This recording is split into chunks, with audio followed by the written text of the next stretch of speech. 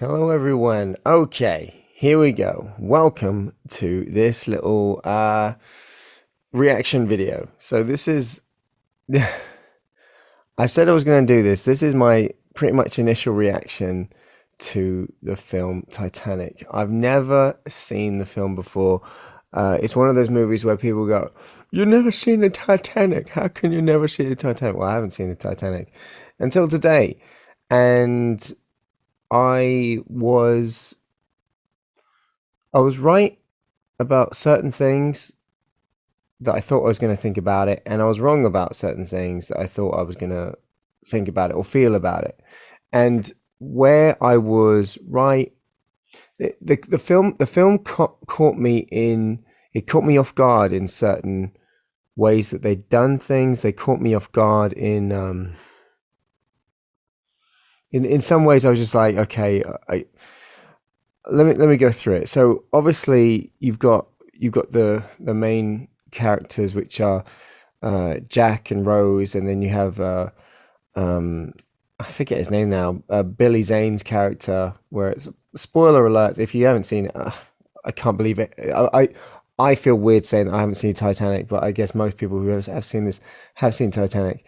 This is probably going to upset a lot of people because I think it's been so deeply ingrained into people's psyche that they've sort of they associate a time with this kind of like Star Wars. I guess I haven't watched Star Wars in so long, but if I probably watched it again now, I'd probably go, ugh, and it's a little bit cringeworthy.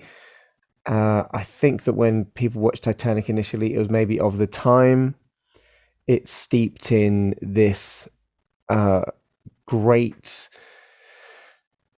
love song. It's labeled. The funny thing is, it's labeled really as a love story, as a romance tale. And I don't know. I didn't see it really for that in the end. So you had this relationship between Rose and Jack, which is very odd. And then you had this. Okay, so the love story, I sort of got a bit annoyed with it very, very quickly because I was like, this isn't a love story. The character of Jack is like, he's a chancer. He's this guy. He's this free spirited guy who you get, who he sort of doesn't have any uh, real possessions, and he flies by the seat of his pants. He gets on the Titanic by winning a bet right like 5 minutes before he gets on, before the Titanic's actually set to leave you, and he gets on it with his friend, and you find out that he's got the gift of the gab because he doesn't have to go through any inspections. He just jumps on straight away. So the character is introduced to you as being sort of quite fiery, a very sort of Jack the Lad, uh, just almost lives day to day. So very uh, just a very fireworky sort of individual. Then you have Rose. Now Rose began to annoy me very early on, because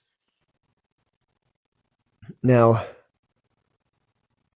here's where I might upset some people. So I think Rose's character. I would like to know a lot more about Rose, because I actually think that although she annoyed me, I think her character is kind of is from what we were shown. I think she's a very unstable individual.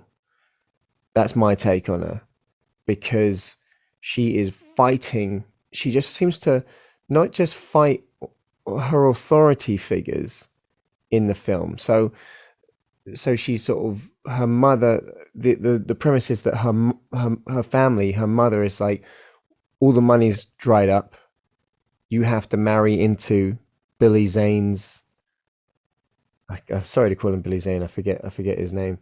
You have to marry into his family so that we can have this injection of money, and we don't have to. I don't have to become a seamstress, and you don't have to sell yourself, or whatever it is you think they're going to have to do.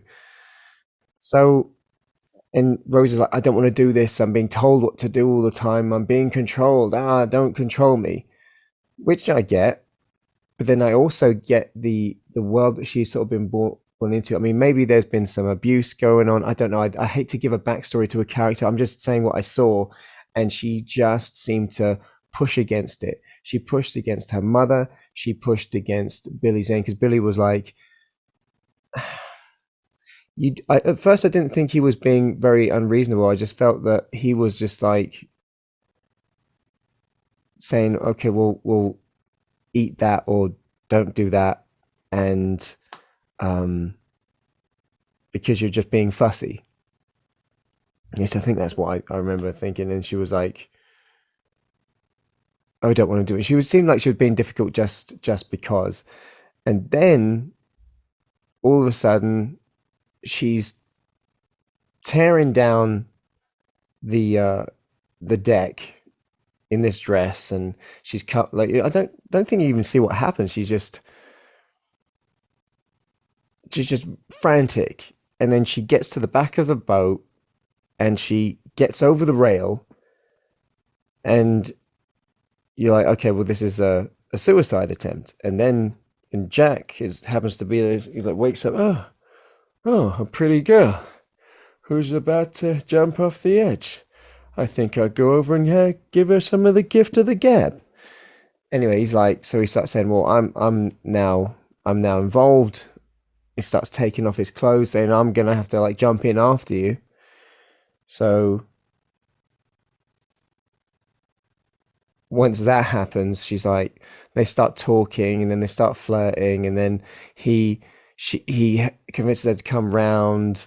Again, it's a ridiculous scene because she slips, and then he grabs her and then pulls her up, and as he pulls her onto the deck, then suddenly the security, you hear her screaming because she's like slipped, see him on top of her, and then oh, but then she doesn't want to admit that she was like about to commit suicide, and then there was some stupid like excuses which went anyway. Long story short, he's then lifted up as this working class hero, gets invited down to dinner with the family, and then you see Jack sort of winning them over, and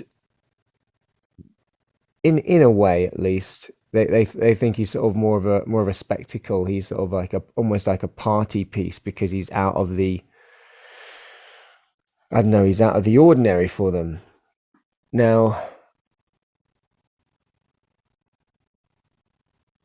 Rose going after Jack, it really seemed like to me that it was a real sort of poke in the eye to the sort of aristocracy.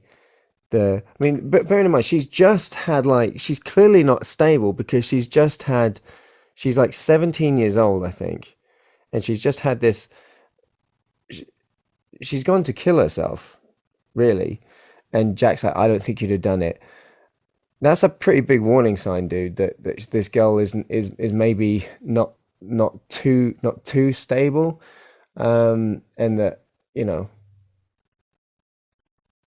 just be a little bit wary because from being like that, then suddenly she's all happy, and then he's like, "Do you want to come to a?" So they have this thing, and then the men go and talk politics, and gives her a note and is like,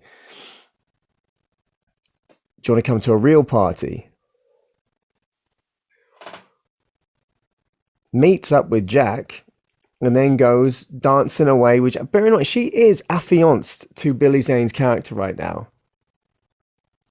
So she goes off with Jack and has this dance, like dances all night with Jack, and I think we have to assume that nothing happens between them because later on there's this famous scene where her hand comes up in the car and blah blah blah.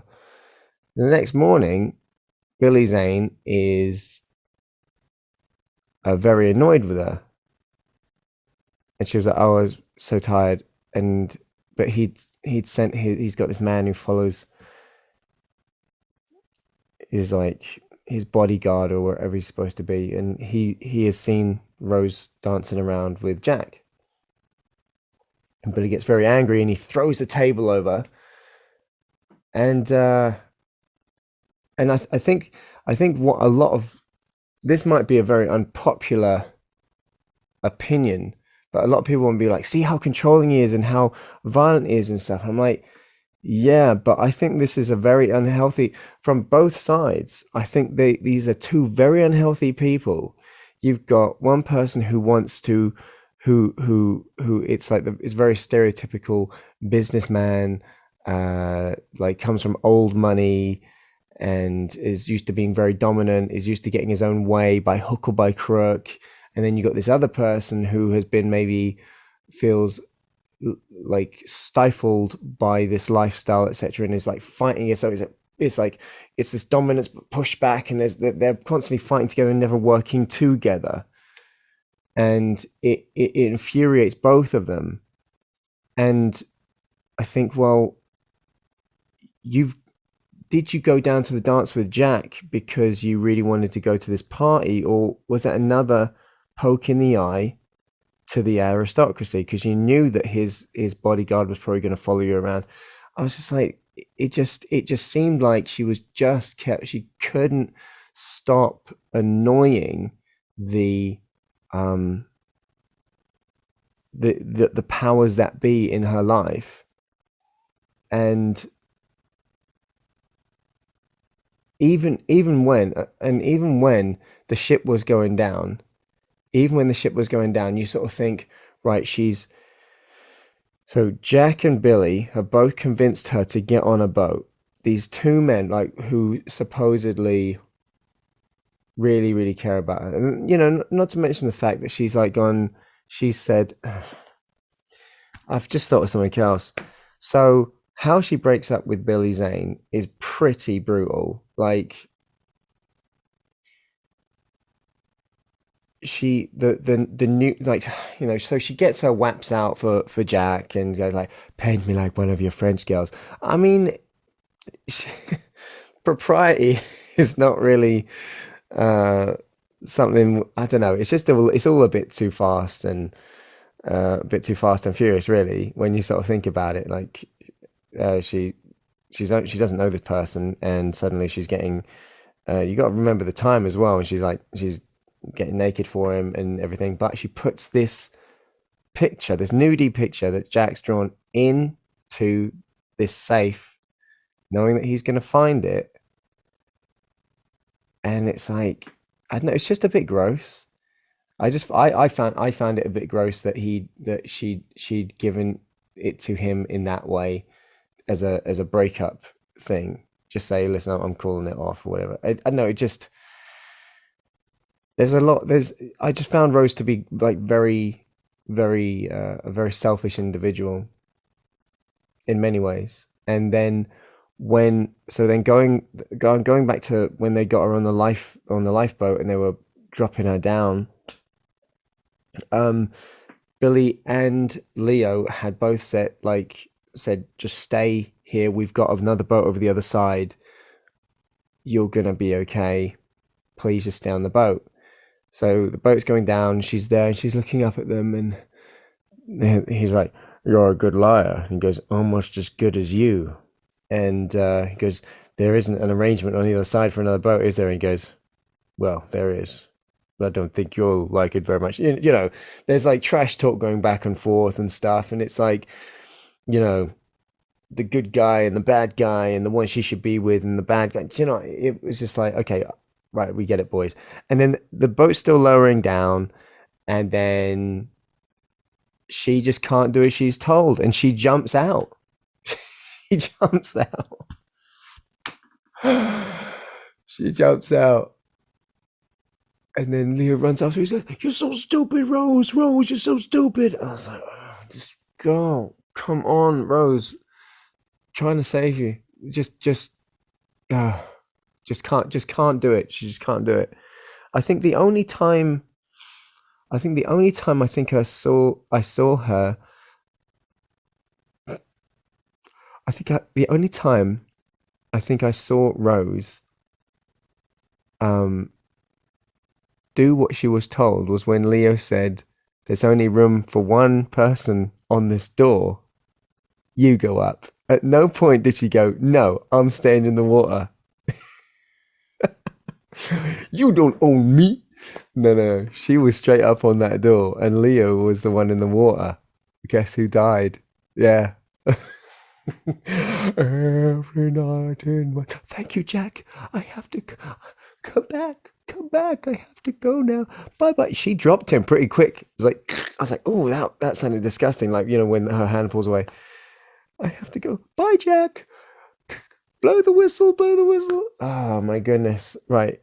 I have to bring up this other point about Rose. I'm sorry if I seem like I'm bashing Rose. I just came out of there with, but it is kind of about her because this whole thing's like she's now like 101 or something, and uh, they've just done this. They're on this salvage expedition for this diamond. What is it called? The heart of the ocean or something. This diamond's called, it's like a mystic blue diamond. I mean, this thing was it Louis the something or other's stone? I can't remember exactly what it was, but it was a very, very precious stone. Could have fed a whole nation for months, probably. Anyway, so they're sending out these expeditions where it's costing them thousands upon millions of dollars. Is ridiculous. They're just trying to find this priceless artifact, and they've done all this research, etc. And Rose was wearing this when she did her got her dirty pillows out for Leo, and so they knew that she'd had hold of this thing. Anyway, that's what they were looking for. So they fly her in a helicopter to this ship, and she comes out of this ship, and she's got all these. She's made sure that they've brought all her pictures. She's treated like a queen, by the way. She's got all her pictures that that she has to bring with her. I think I want to say there's a dog or something, but there's definitely a bowl of gold, like of goldfish that she's made sure have come with her. I was just like, this woman is like, I don't know. She's either an eccentric old lady, but she seems to still have all her marbles because she remembers everything, blah blah blah. And I'm like, I don't know. There's something very throughout it all. There was something very entitled about her. Something very, I want my things my way. Don't tell me what to do. And the whole time they're trying to get information. It's annoying me more and more the more I'm talking about it. The whole time that they're talking about everything, they're trying to figure out where this flipping diamond is. They're spending millions trying to find this. It's like they're in these massive aircraft carriers, sending down all these submarines. People's careers, people's lives are hanging in the balance with this thing, and they've been looking for it. It's sort of like time is being wasted, like going down into the salvage of the Titanic and everything. It's an absolute nightmare. And then, at the very end of the film, you find out that Rose has had this flipping thing the whole way through. And then she comes out in her nightdress. I'm like, Rose, if you dare. If you dare. She comes out in her nightdress and she's got this stone. And she just stands up on the railings and just goes, whoop, and drops it into the sea. Timeline, this woman lived through the Great Depression. Now, I have no idea what happened once she got to New York, because her mother made it. Her mother was alive, but they didn't have any money. Like, what if her mum did have to become a seamstress at her age? What if she did as well? I mean, would you maybe at some point during a depression sell? I mean, this thing is coated in diamonds. Just her mum turns to her one night and goes, would be nice if we could afford some bread. And Rose just turns around and goes, yes. Sleep well, mother. My mind was blown by this. And she didn't care. She just dropped it into the sea. These people had been searching for it for ages. I couldn't believe it. Absolutely couldn't believe it. I just, the more I think about it, you know, who who knows if Rose got married and her husband went out and busted his ass every day. Oh, bearing in mind, there's all these pictures of her like gallivanting around the world doing all this kind of stuff. So, but she just had to hold on to this rock. She just had to hold on to it. Didn't want to give it to charity. Didn't want to sell it on. Didn't want to come clean about the fact. This is a priceless artifact. Could have gone in a museum. Who knows? Either way, she knew people were looking for it, and people's careers depend on all that stuff. Leo's character, I felt wasn't very deep. But all this stuff with Rose, I'm very interested in her because I think she's mad. I even think the fact that she lived to such an old age goes to her defiance. Like, would you like to die now, Rose? Absolutely not. I'm not going anywhere. Oh, you want me to die? No, no, sorry, I'm going to stay here for a while. So, how old? I don't know. In your 90s? Oh, you want me to die in my 90s? No, no, I'm going to be past 100 now. Thanks very much. Yeah. You don't fancy give? She probably had a voice in her head going, "You should really give up that stone because people are really looking for it." Oh, you want me to give up? No, absolutely not. Absolutely not. By the way, guys, if you dispute me on any of this, please feel free to write in the comments. I'll gladly talk to you about this. This is literally my first impression of it. I have to tell you that in the first 2/3 of the film, I'm going to get off talking about Rose now because I'm sort of a little bit burnt out with it. However, the first 2/3 of the film really was sending me to sleep. It was. I don't like things like Downton Abbey. I don't like any like period pieces like that. Just not interested. And I thought the love story was pretty rubbish. It was like juvenile and mischievous. Yet there was an awful lot of responsibility which came because they were quintessentially royalty in I know they're not like kings and queens, but they were the new royalty that of the new world. And she had all this responsibility and she was like shunning it and everything, whatever. Um the final I think 45 minutes. I used to hear that it was done in real time. I don't think that's right. I did look up a few facts because I was interested in a lot of what was actually real, uh and not just Hollywood fiction. But I think it did take about 2.5 hours for the Titanic to properly sink. And here's I here's what didn't surprise me. I knew I would hate the romance side of things. I thought it was awful. I thought it was really like it bored me, not to tears, but it got me a little bit angry, to be honest. But what surprised me was the small things that they put in, and I did cry. I think twice, and I fought off tears like 3 times. And it was out of left field. Like it hit me like a whack. I didn't see it coming. Didn't see it coming. Wasn't main characters, but and it wasn't anything to do with Jack or Rose or anything. Like when she let go of Jack, I laughed because I was like, you dropped him like a sack of crap right there. And yeah, I didn't cry when that was the deal. Um, I what I found was most moving in the whole film was there was this string quartet, and you'd seen them and you'd heard them playing, etc. And anyway, when everyone is getting on the lifeboats at the very end, um, you see them get on the deck, and their job is to play music to keep people calm, and it just went to show the mystical nature of music and the effect that it has on people. And no matter what era you're in, music will affect you, um, in mysterious ways. And they were an almost vital part for this period of time to keep people's spirits up and to keep people uh, uh, out of panic, really,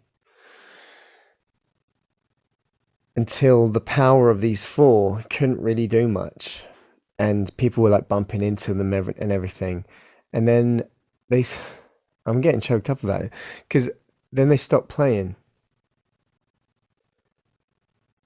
and they see the water coming up, and they see the panic sort of really setting in people, and they realize that they can't really do much, and they went. One of the guys said, I think that's it." And one of the guys turns to the, I think it's the violinist. He turns to the rest of them and he goes,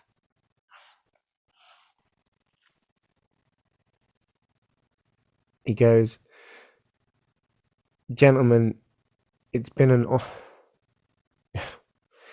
it's been an honor to play with you."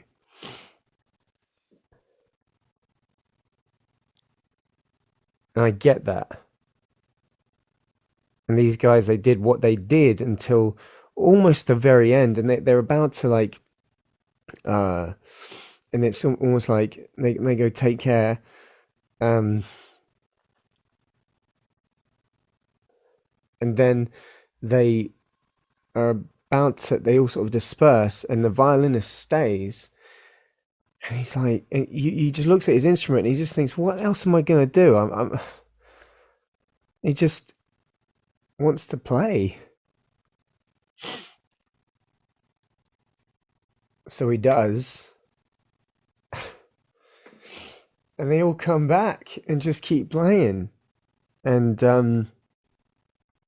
until they really can't play anymore. It was a really, really touching scene. And I didn't expect to be sort of hit so hard, so fast like that. I don't even know if I can tell you the other one. Okay. Whew. This is the Titanic. Okay. This is the film The Titanic. It's ancient, but it has, when it became a disaster movie, that's when things changed. Like it all changed. I know there's some silly bits in it where they let themselves down by when the ship tilts. You see, I could see the runners underneath one of the guys where they slid them along, and he's like, "Whoa!" That was kind of comical. Uh, but when it became a disaster film, that's when I was gripped. I mean, even I know Jack and Rose, and they were sort of doing their running around thing, and there was that desperation in people, and like historically, I know that a lot of the thing which killed a lot of people or stopped a lot of people from getting to the surface was, or to the upper decks, I should say, was because what they had was they had these gates which were supposed to just stop the say the third class, the second. They were supposed to just keep the classes apart, but they could be opened up in emergencies. Well, the emergency was so big that people forgot to open them. So that was a real tragic part of everything. Another thing that got me was the captain. The captain actually went down with the ship. He went on into the what's it called? Uh, the not the stern. What's it called? I'm forgetting where the wheel is. Where's the wheel? The bridge. Is that right? Is the bridge? I think it's the bridge. Yeah. So he went into the bridge and he closed all the doors and everything, and he waited until the pressure got too much, and it just, and he died. And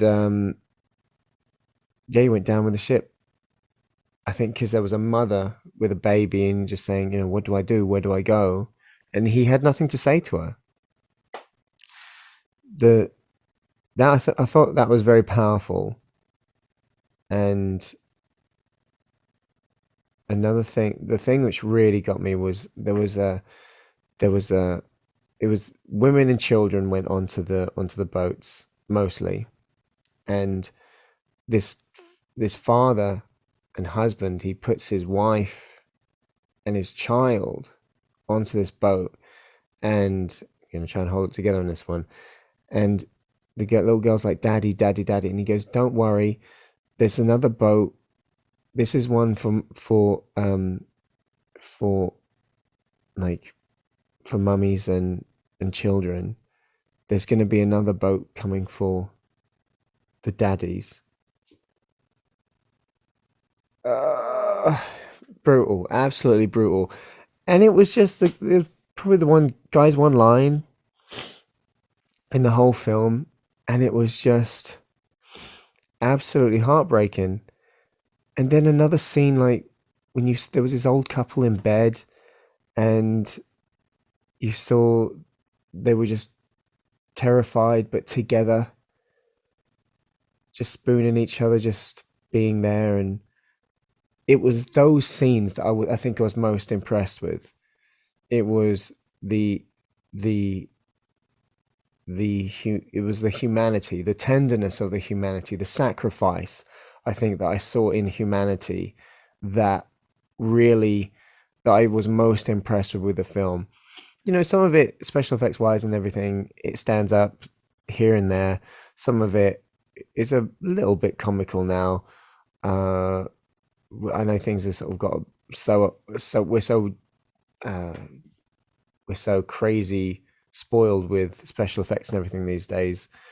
But you know, all in all, it was done with scaled down like models and things like that. But yeah, I wasn't expecting to. I was expecting to just be like yawn fest through the whole thing, and I genuinely wasn't. I genuinely was entertained by the film. Even though a lot of it annoyed me, I think Rose's character, I didn't, I didn't buy their love story. It irritated me almost as much as uh I watched Wuthering Heights some years ago, and a girlfriend of mine was like, "We need to watch this. It's one of the greatest love stories of our time, or something." I don't even think it's of our time. I think she got that wrong, but she was like, "It's one of the greatest love stories like ever." And I was like, "Okay," and I just thought they were. I remember just thinking these people are mad. It just, what is this? Is this what a love story is? It's just like it's just madness. Because for me, love is a verb. It's doing things for people. It's not just like this airy fairy thing. I think that love gets thrown around a lot, and you know, it's you show people love, and I know from Rose did not know Jack. She really didn't. Trust me, she didn't, and Jack didn't know Rose, and yeah, I don't know. I find things like that very difficult. Like, I love you. It's like, okay, you literally just met, and all you've done is be mischievous and do it in the back of someone else's car. Cool. All right. Anyway, enough of that.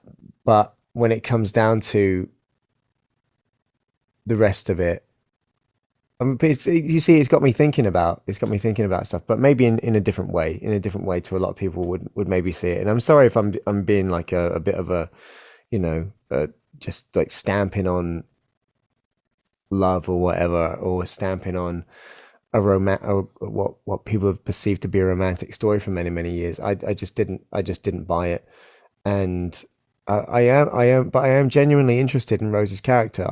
I would have liked to know a bit more have a bit more character development from her to know what got her to that state. Um, I'm interested in psychology, so maybe see if something happened to her in the past, if she had any um, a history of mental illness or anything like that. If she was like, she might have been bipolar, something or other. I don't know. She seemed very impulsive individual. I think that's it. Is that she was very impulsive. She was impulsive and very fiery, which I think a lot of when someone's very fiery and sort of spontaneous, you can get infatuated that with people get infatuated with that, and then can end up mistaking it for love in over a short space of time. But then when real life sets in, um, that is very hard to live with and work with because it's not very sustainable. A farmer who is spontaneous, who just goes, I've got all these seeds, yay! I just want to throw them up in the air and celebrate life. And the seeds go up in the air and they land on uh, dead ground. And then someone's like, well, what are you going to do now? You can't really live like that if you're a farmer. That's a long distance like thinker, someone who's like thinking like out there, you know. And when you're like totally spontaneous and yeah, just that impulsive all the time. Because she's like, there's another thing that Rose was like, when we get off of this boat, I'm coming with you. I'm giving up my life like this. It's like, really? I don't think you know anything different to a life of luxury. Anyway, didn't buy Rose. Think she might have been a bit ill. And it made me very sad. It made me very, very reflective. There's a lot of, I don't know if you guys have ever heard any conspiracy theories about the Titanic, but there are some out there, some very, very interesting ones. Just as a side note, I think there was actually two boats called, so there was two boats which were identical, which were like this Titanic model, say we'll call it the Titanic model, but one was called the Titanic. So on the maiden voyage of this first one, this is only what I've heard. I'm going to do some more research into it because I'm fascinated by it now. So this one boat goes out and it has an accident. This actually did like hit an iceberg or something, and it was damaged. It didn't sink, but it was damaged. Anyway, so they bring this one back, and then this new one which hasn't been damaged. So this one went out first. This one was called the Titanic. So the damaged one is called the Titanic. They then relabel this brand new one the Titanic. I'm getting this wrong. Right. Two boats, exactly the same. They send one out. Poof, this one has an accident. Comes back. This one, spanking new one, is called the Titanic, right? Hasn't gone out yet. But they label this one the Titanic. They relabel it. And then they say that this one is going to go out on a maiden voyage. It's already been out, it's already got damaged. And they send it out again because they want to claim insurance on it. And it was a really big insurance scam. And also, there was a lot of powerful people on this ship that went down with it who were potential competitors. I think there was a Rockefeller that was supposed to be on the boat, supposed to be on the Titanic that wasn't on there and stuff. There's a lot of powerful people that didn't end up making the journey for some mysterious reason, but it was damaged, and so it was likely to sink because of the amount of damage that it had or something. I'm going to look into it, but I'm fascinated by that kind of treachery and that sort of stuff. So I think the story of the Titanic, I don't think that a lot of history we're told is really correct. I'm very, very skeptical of that sort of stuff, but I'm going to go down a rabbit hole with it. Check it out for yourself, see what you think. But yeah, it's quite amazing. I even think no, that's another thing. But yeah, here's my initial take on Titanic. I've literally just watched it, and I've come in and to talk to you about it, and yeah, it's got some good bits in it. If you haven't seen it, give it a watch. See if you think what I'm saying is accurate. If you think I'm being way over the top and you think I'm giving Rose too hard a time. I mean, to be honest, Billy Zane, he's a complete dick in the film. Leonardo DiCaprio is just I don't know. He's like just one of these firework characters, like lives life by the seat of his pants. Whatever kind of characters. Didn't really like him much. I guess I found Rose the most interesting. But yeah, the the most. She was actually probably, I think, probably the most dangerous character for me because she was so, she was so wild, really, and I think just very very disturbed. But that's my take as a disaster film. Yeah, really well done. Really well done. There's a lot of, I was definitely like, when you sort of get just a bit, you know what I'm saying. You get like really nervous and you want everyone, come on, come on, come on, come on, and just at the last second. But yeah, I didn't really care for any of the characters except these like bit parts. Really, when I thought it was an amazing skill. That was an amazing skill. I ever felt that way to someone like to swoop in, grab my feelings, smash them to pieces, and then it was like an emotional drive by. Came by, pow, and he was off again. It's like, whoa, what the hell? What just happened? Anyway, thanks for watching, guys. This has been my reaction to finally seeing the Titanic or Titanic. Every night in my dreams. I don't think we'll ever hear the end of that song, will we? Anyway, guys, thank you very much for being here. Thank you very much for watching. Thank you very much for listening. If you have made it to the end of this, I don't know how long I've been going, but if you made it to the end of this, cool. If you haven't, what have you done skipping to the end?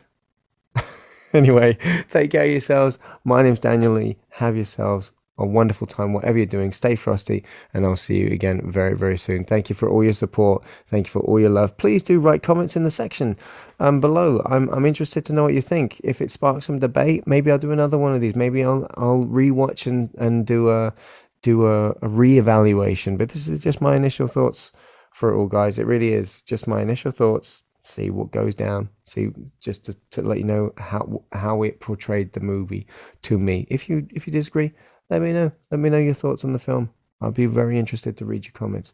Thanks very much. Please hit like and subscribe if this is on YouTube and if this is out to the public right now. If it's if you're watching this and you're just on the Patreon site, then thank you very, very much for being a Patreon member. If you're not a Patreon member and you're watching this in the future, which it has to be in the future because you were watching me in the past. That's how recording works. But please do head over to my Patreon site and do consider becoming a patron. I've got tons and tons and tons and tons and tons of exclusive material and perks over there. So thank you very much. Before you leave, please don't forget to hit like and subscribe. Much love to you all. Stay frosty, and I'll see you guys very, very soon. Much love. My name's Daniel Leigh. I'll see you soon. Bye-bye.